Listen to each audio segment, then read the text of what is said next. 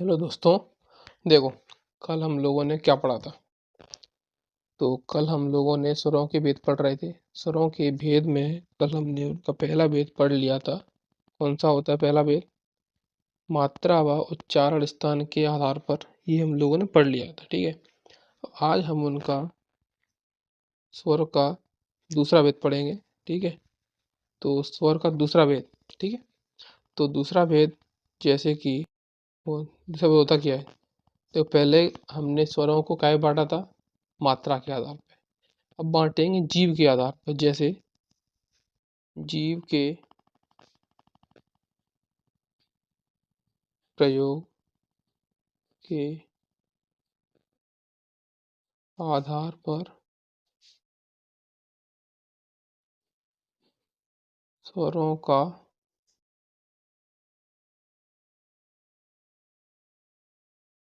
वर्गीकरण, ठीक है। काय के आधार पर? हम पहले किया था मात्रा व उच्चारण स्थान के आधार पर। अब करेंगे जीव के प्रयोग के आधार पर। अब देखो, इसके में भी तीन होते हैं। जीव के प्रयोग में भी तीन होते हैं। कौन कौन से? पहला होता है अग्रस्वर, दूसरा होता है मध्य स्वर और तीसरा होता है पश्च स्वर, ठीक है। अब काय के आधार पर? जीव के प्रयोग के आधार पर तीन हुआ, अग्रस्वर, मध्य स्वर, पश्च स्वर। अब हम इसमें से पहले को पढ़ेंगे। कौन सा पहला क्या है? अग्रस्वर। अग्रस्वर क्या होते हैं? देखो, जीव के प्रयोग में देखो, जीव को तीन भागों में बांटा है, अग्र, मध्य, पश्च। अग्र यानी जीव का आगे वाला भाग, मध्य यानी जीव के बीच वाला भाग, और पश्च यानी जीव के पीछे वाला भाग। जैसे कि जीव के आगे वाले भाग से कौन कौन से स्वरों का उच्चारण होता है, मध्य भाग से कौन कौन से स्वरों का उच्चारण होता है, पश्चिम भाग से कौन कौन से स्वरों का उच्चारण होता है। ये एक्चुअली इसकी मेन डेफिनेशन है। जैसे कि हम पढ़ेंगे, देखो भी, जैसे अग्रस्वर, हम जैसे इसमें लिख लेंगे डेफिनेशन में क्या? जिन स्वरों को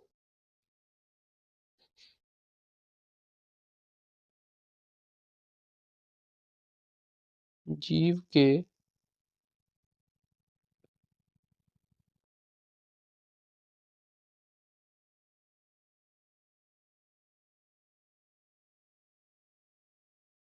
अग्र एक सेकंड अग्रभाग द्वारा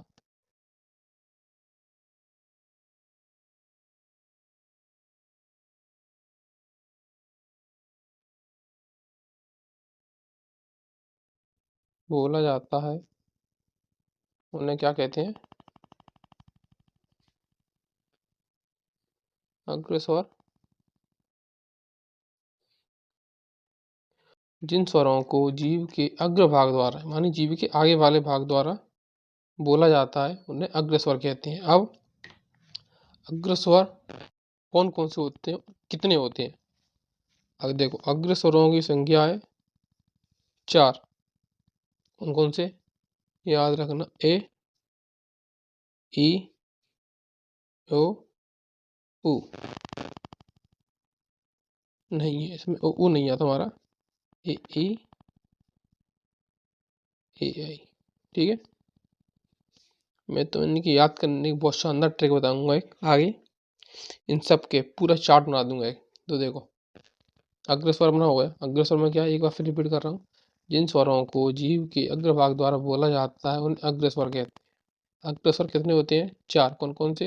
ए, ई, ए, आई, ए, ई, ए, आई, ठीक है।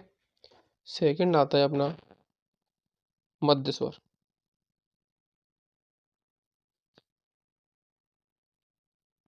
अपन इसका तुम लोग उसका उपयोग भी करके दे सकते हो। जैसे ई बोलो, ए, मतलब इसमें जीव का आगे वाला भाग उपयोग होता है।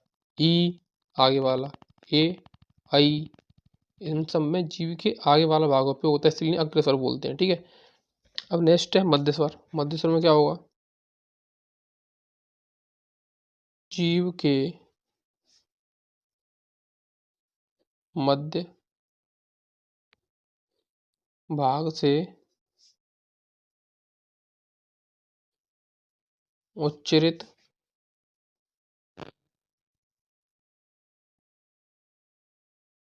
होने वाले स्वर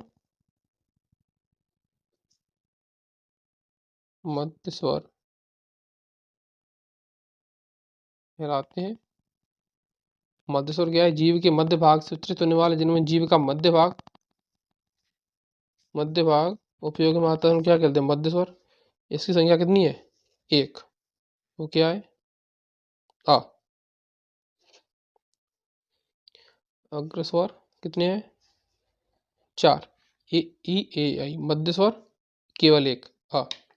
इसके बाद हम पढ़ेंगे पश्च स्वर। तीसरा क्या है?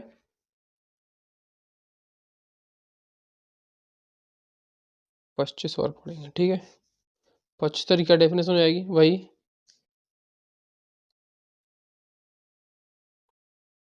जीव के पश्च भाग से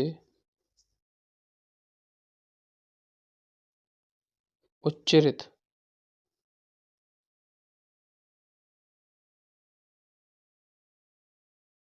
होने वाले स्वर क्या कहलाते हैं? पश्च स्वर। उच्चरित होने वाले स्वर पश्च स्वर कहलाते हैं, ठीक है। अग्र स्वर कितने होगा? ई ए आई। मध्य स्वर। अब पश्च स्वर में देखो, जितने बच्चे स्वर हैं सारे पश्च स्वर में आ जाएंगे। जैसे कौन कौन सा? ओ, ऊ,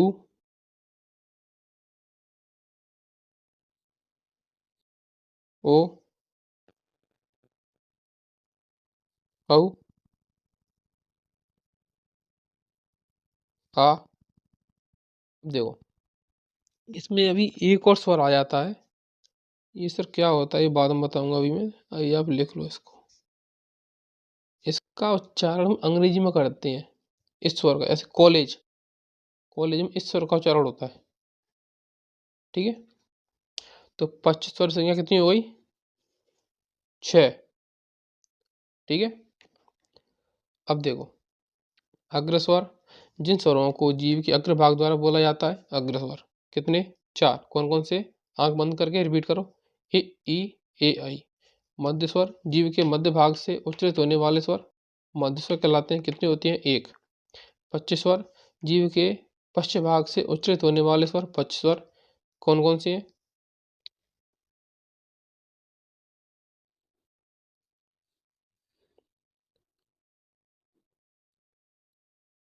ओ, उ, ओ, औ, आ, ओ। 6। अब देखो, इसमें से दो को लिख लेना। जैसे आई है, ये क्या है? आ। आ को हम और क्या बोलते हैं? आ को और क्या बोला जाता है? आ को वर्तुल स्वर। क्या? आ को एक और नाम देते हैं, उसका नाम है वर्तुल स्वर। पूछ लेगा वर्तुल स्वर कौन सा है इनमें से। ऐसे मान लो ये दिए हैं आपको 4 ऑप्शन, ये सब भूल जाओ। इनमें से पूछ लेगा वर्तुल स्वर कौन सा है, तो वर्तुल स्वर कौन सा होता है? आ। आ को हम लोग वर्तुल स्वर बोलते हैं। और ये जो ओ है, देख रहा है? ये जो ओ है, इस ओ को क्या बोलते हैं? ओ को बोला जाता है ग्रहीत स्वर, है ना। देखो, अगर पूछेगा पश्च स्वर तो ये पूरे पश्चिम में आएंगे।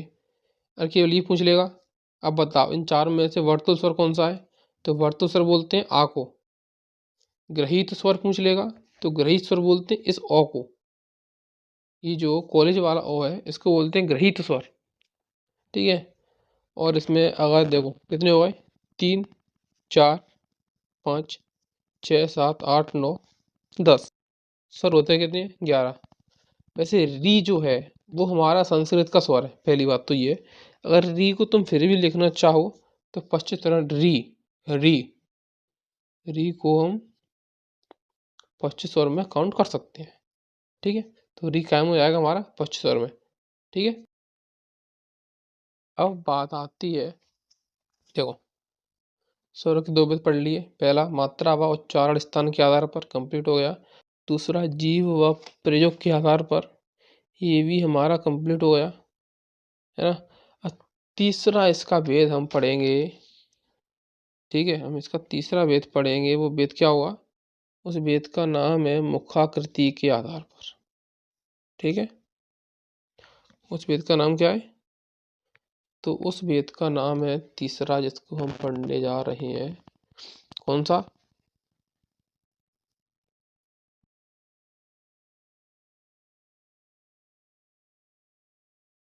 मुखाकृति के आधार पर स्वरों का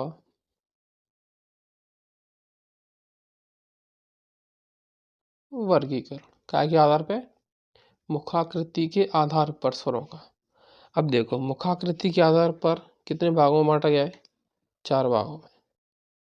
यार 4 भाग लिख दूं मैं। समृद्ध स्वर, मुखाकृति यानी मुख की आकृति के आधार पे, ठीक है। पहला समृद्ध, दूसरा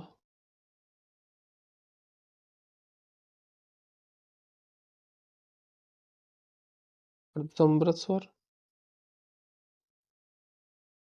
तीसरा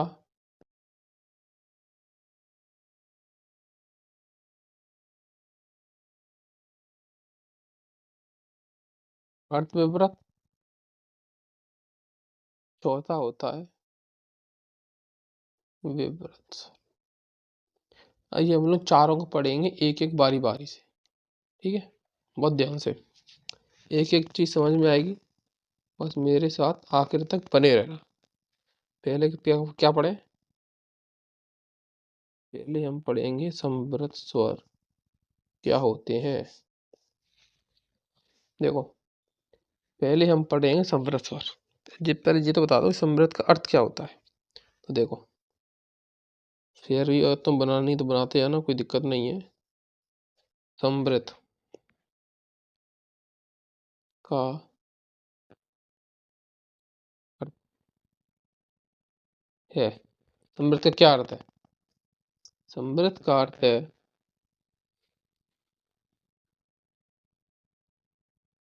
कम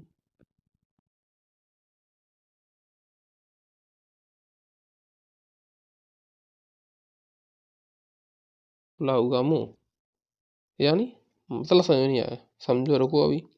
देखो, समृद्ध स्वर, समृद्ध का अर्थ है कम खुला हुआ मुंह, अर्थात जिन स्वरों के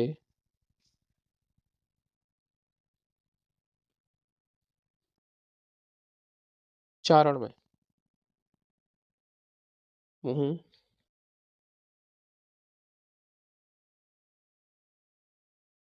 कम खुले, उन्हें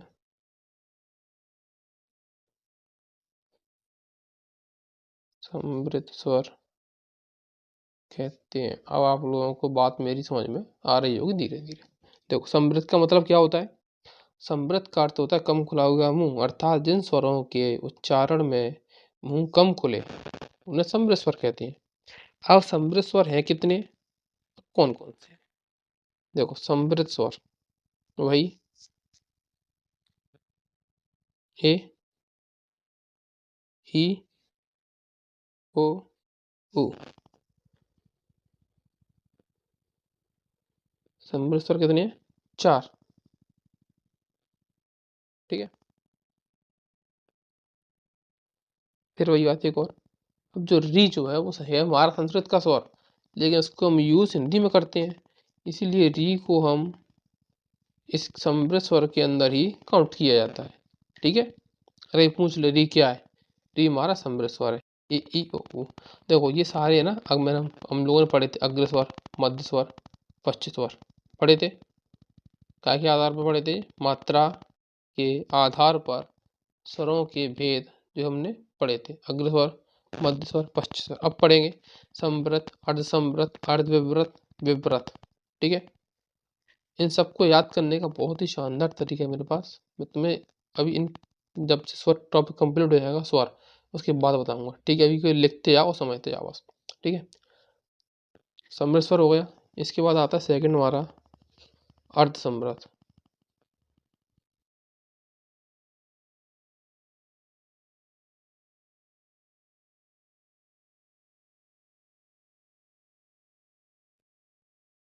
ठीक है, कौन सा अर्ध समृद्ध स्वर क्या होते हैं?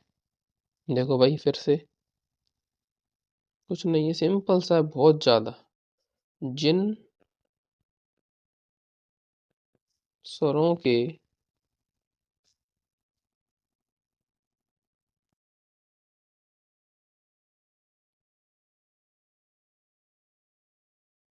उच्चारण में मुंह समृद्ध स्वरों से अधिक खुले, अधिक खुले में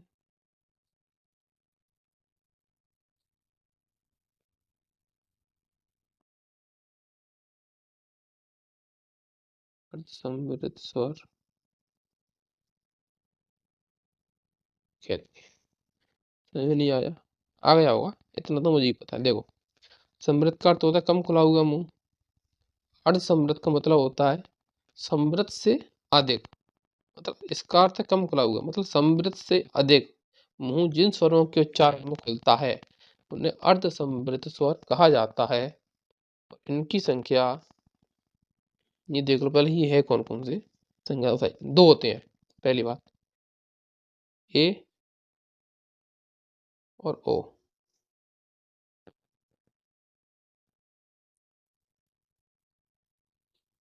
ठीक है। समृद्ध स्वर चार, ए ई ओ। और री पूछ ले तो री भी आ जाता है। अर्ध समृद्ध स्वर दो होते हैं, ए और ओ, ठीक है। दो कंप्लीट होगा, समृद्ध स्वर समझ में आ गया, अर्ध समृद्ध स्वर समझ में आ गया। अब पढ़ेंगे हम लोग कौन सा, अर्ध विवृत स्वर, ठीक है। तो अभी हम लोग पढ़ेंगे अपना, देखो पेशेंस रखना, वीडियो को पूरा देखो, लास्ट तक देखो। और अगर आपने पहले पिछली वाली वीडियो नहीं देखी है, आप लोग उस वीडियो को भी देख कर आए, तभी आप लोगों को समझ में आएगा, ठीक है। देखो, समृद्ध हो गया था, अर्ध समृद्ध हो गया अपना, समृद्ध हो गया, अर्ध समृद्ध हो गया, ठीक है। कौन सा आएगा अपना तीसरा, क्या बताया था? अर्ध विवृत।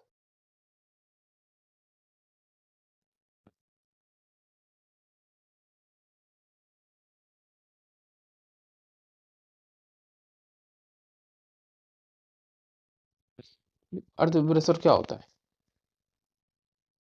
विवृत का अर्थ क्या होता है पहले ये समझ लो। विवृत का अर्थ होता है, विवृत का अर्थ क्या होता है?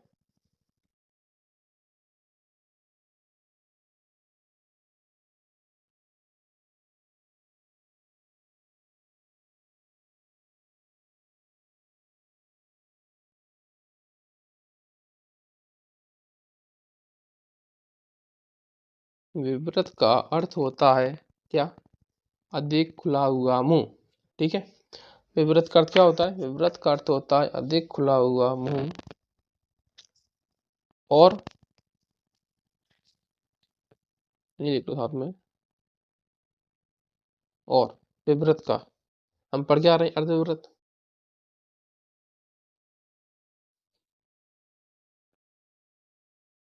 अर्ध विवृत का अर्थ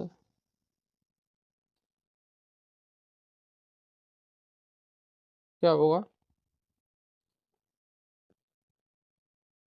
जब विवृत का अर्थ अधिक तो इसका कम, सिंपल सी बात है बहुत, है ना।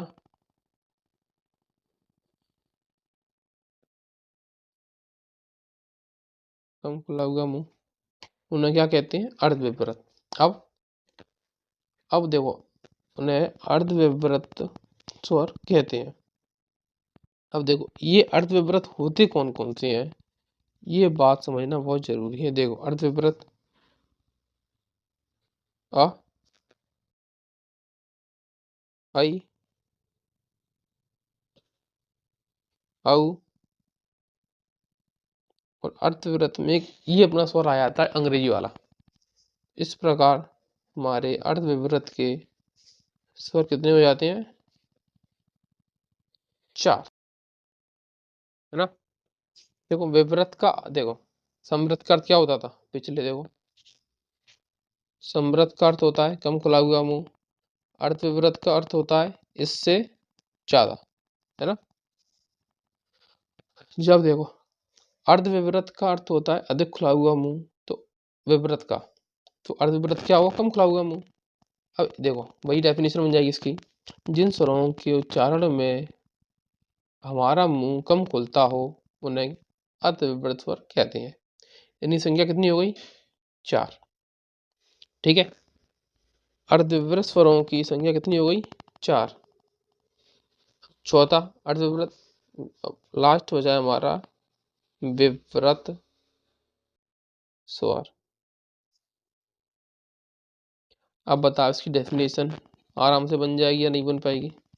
बन जानी चाहिए। लिख लेते हैं हम, जिन स्वरों के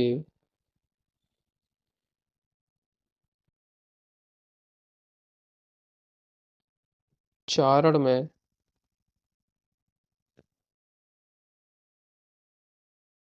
मुख द्वार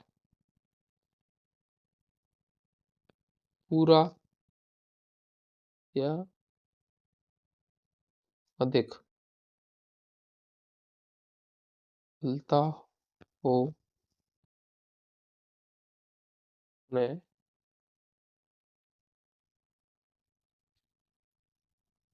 विवृत स्वर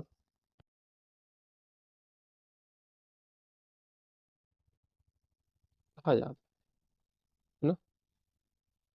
इन स्वरों के उच्चारण में मुंह पूरा खुलता हो या अधिक खुलता हो विवृत स्वर कहते हैं। विवृत स्वर होते कितने हैं? बहुत सिंपल है, आ। फिर आ ही एक अकेला ऐसा स्वर है जिसको बोलने पे हमारा मुंह पूरा खुलता हो, है ना। इन सब में पूरे से कम खुलेगा, आ पूरा नहीं खुल रहा, छोटा खुल रहा है, ए, ओ, ओ, है ना। तो विवृत स्वर की संख्या कितनी हो गई? 1। ठीक है, ठीक है। देखो, अभी हमने स्वर कितने वेद पढ़ लिए? 3 वेद पढ़ लिए। पहला पहला वेद क्या था? मात्रा व उच्चारण के स्थान पर। दूसरा, जीव के प्रयोग के आधार पर। तीसरा क्या पढ़ा है? मुखाकृति के आधार पर। अब इसका हम चौथा वेद पढ़ेंगे। चौथा वेद कौन सा? उष्टाकृति के आधार।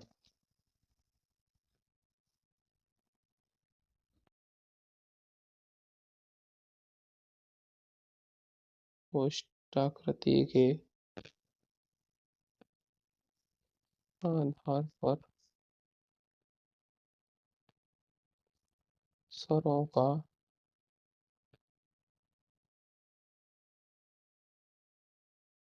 वर्गीकरण है के आधार पर ओष्टाकृति की। तो देखो, ओष्टाकृति की 2 तरह का होता है।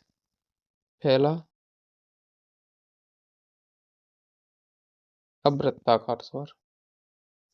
ठीक है। दूसरा, वृत्ताकार स्वर। ठीक है।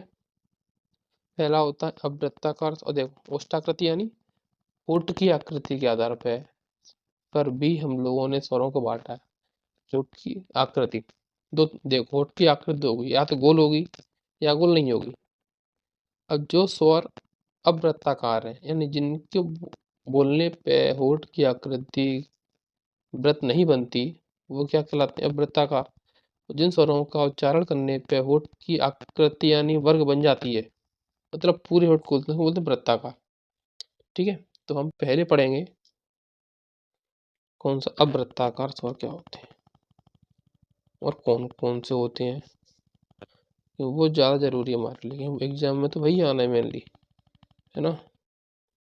अवृत्ताकार स्वर क्या होते हैं, जो बताया मैंने अभी, लिख लो। जिन स्वरों के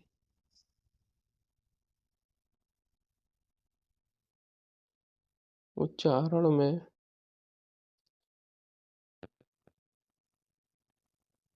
हमारे होठों की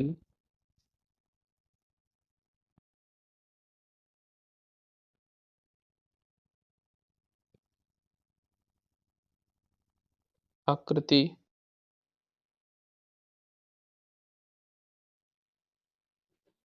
वृत्ताकार होती हो,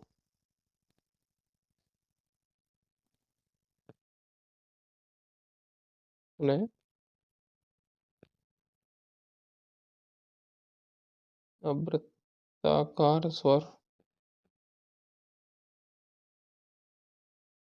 कहा जाता है। ठीक है, देखो क्या पढ़ा हम लोगों ने।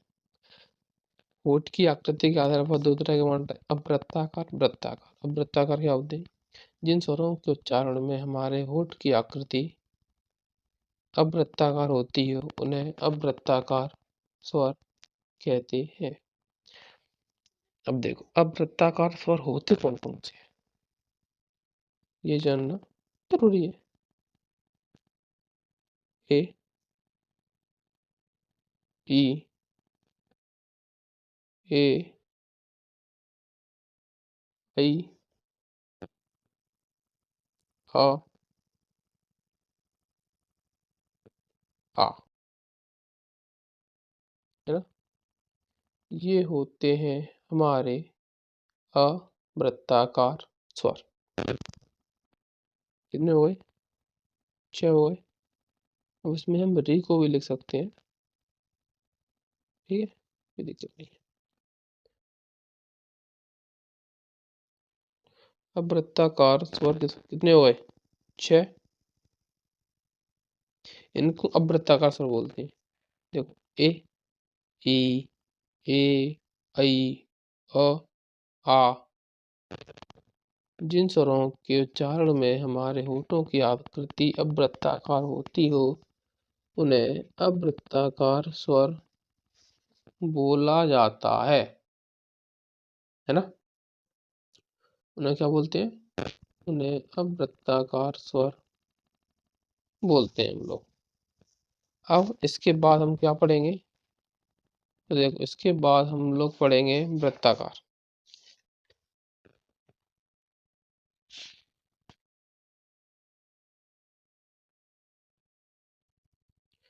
2 सेकंड।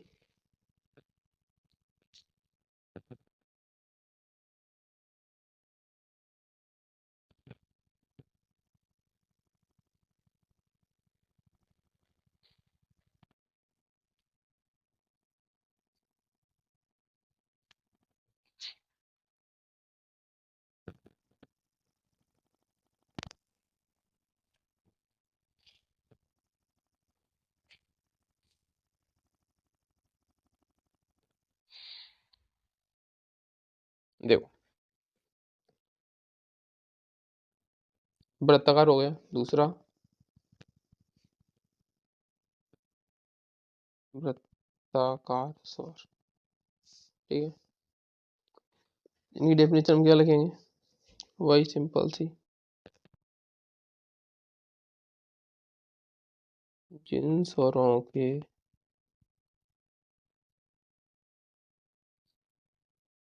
उच्चारण में हमारे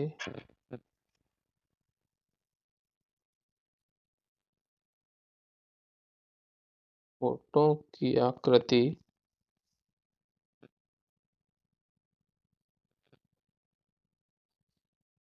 वृत्ताकार होती हो उन्हें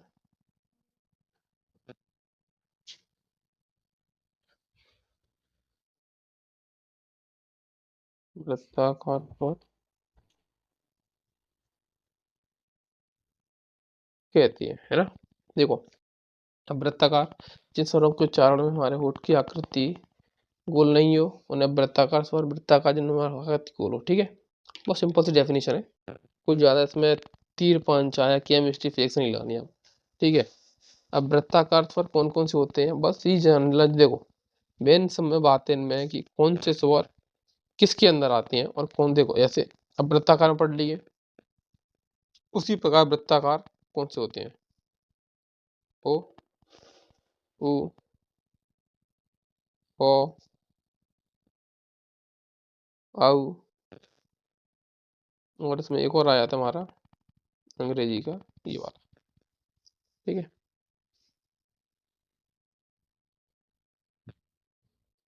ये कौन से होते हैं हमारे, ये हमारे अब वृत्ताकार स्वर होते हैं। ठीक है, ठीक है, चलो अब देखो, हमारे स्वरों के वेद, चारों वेद हो चुके हैं। ठीक है, क्लियर, कंप्लीटली, है ना जी। अब देखो, स्वरों के कुछ इंपॉर्टेंट पॉइंट हैं जो अक्सर पेपर में पूछ लिए जाते हैं, अब हम उनको देखेंगे, बहुत इंपॉर्टेंट है, उनको देखते हैं हम। ठीक है, पहला,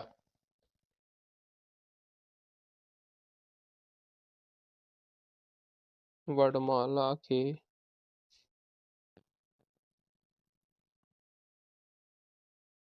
सभी स्वर क्या होते हैं, अल्प प्राण।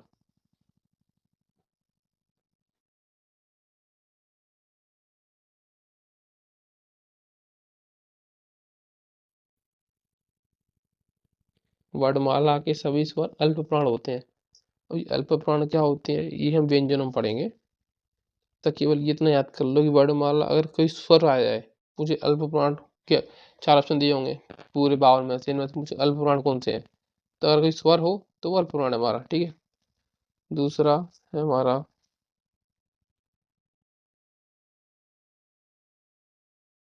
वर्णमाला के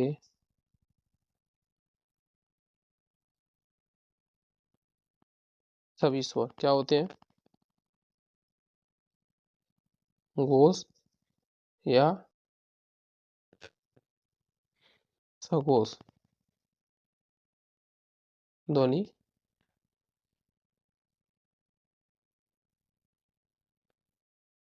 होते हैं। ठीक है, वर्णमाला के सभी स्वर अल्प प्राण ध्वनि, ध्वनि है ये। ठीक है, वर्णमाला के सभी स्वर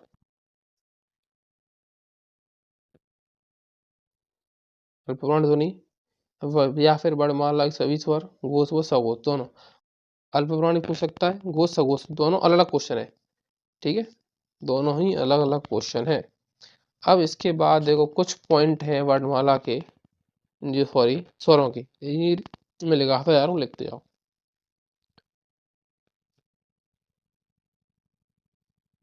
संस्कृत में स्वरों को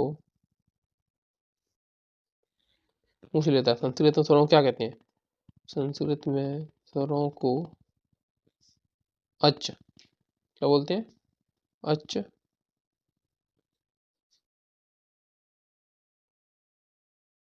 कहा जाता है। ठीक है, नेक्स्ट पॉइंट है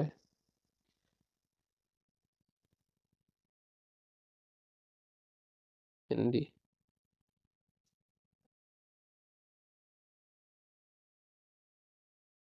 हिंदी में स्वरों को क्या कहते हैं, हल।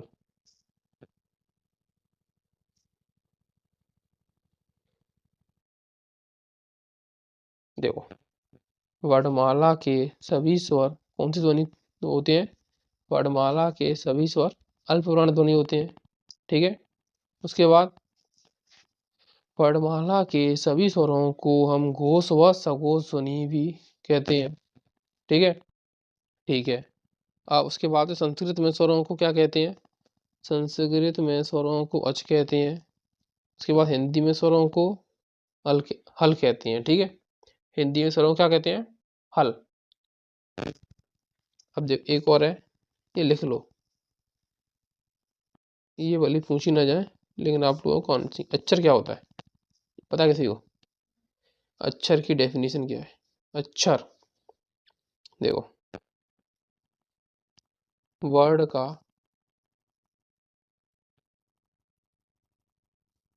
मौखिक रूप अक्षर कहलाता है। ठीक है, कोई वर्ड है, उसका मौखिक रूप ही अक्षर कहलाता है। या हम एक और डेफिनेशन होती है इसकी कि जो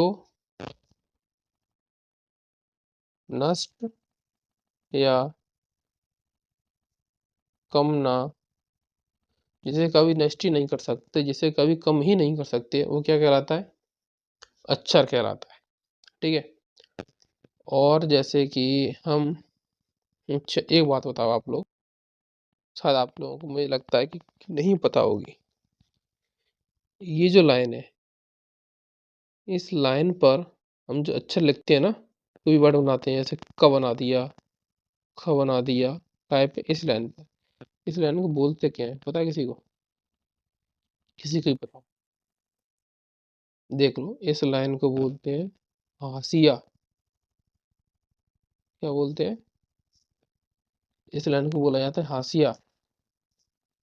जो एक और लाइन होती है, ये वाली लाइन है ना, ये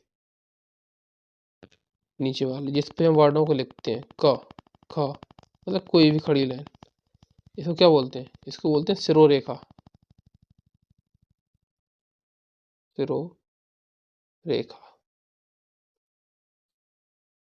पूछेगा नहीं, अगर कोई पूछे तो बता देना उसको। ठीक है, तो देखो आज हम लोगों ने अपने स्वरों के भेद कंप्लीट कर लिए। स्वर क्या होते हैं? एक और चीज लिख लो कि देखो, हाँ, स्वर लिखवा दूं, शायद पता होगा आप लोगों को स्वर कौन कौन से, देखो स्वर कौन कौन से होते हैं? अ, आ, ए, ई, ओ, उ, री, ए, आई, ओ, आउ। काउंट कर, 1 2 3 4 5 6 7 8 9 10 11। कितने हो गए? 11। लेकिन हम लोगों ने पढ़ा था स्वर होते कितने? 13। और दो कौन से हैं? दो होते हैं हमारे अयोगवह, अह और अह। ठीक है, इनको क्या बोला जाता है? इनको बोला जाता है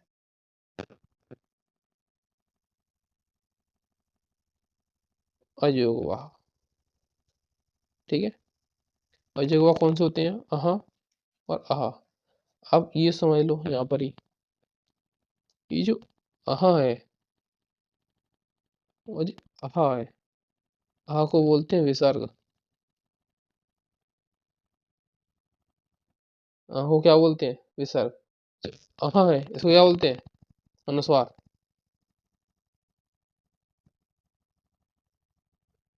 ठीक है,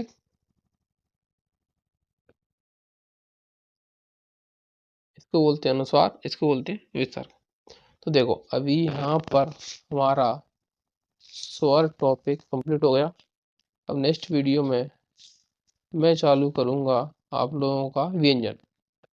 स्वरों के दो भेद पढ़े थे, स्वर और व्यंजन। स्वर यहाँ पे कंप्लीट होगा। स्वरों के भेद कितने होते हैं? 4। 4 भेद, मात्रा व उच्चारण स्थान के आधार पर पहला भेद।